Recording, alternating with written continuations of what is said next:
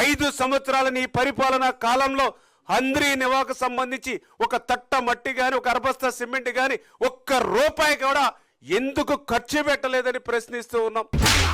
కొండలు గుట్టలు దాటుకొని ఏకంగా 672 కిలోమీటర్ల దూరంలో ఉన్న శ్రీశైలం ప్రాజెక్టు నుంచి హంద్రీ నీవా సృజన సమితిలో భాగంగా కృష్ణమ్మ కుప్పం నియోజకవర్గంలోకి ఇప్పటికే ప్రవేశించింది.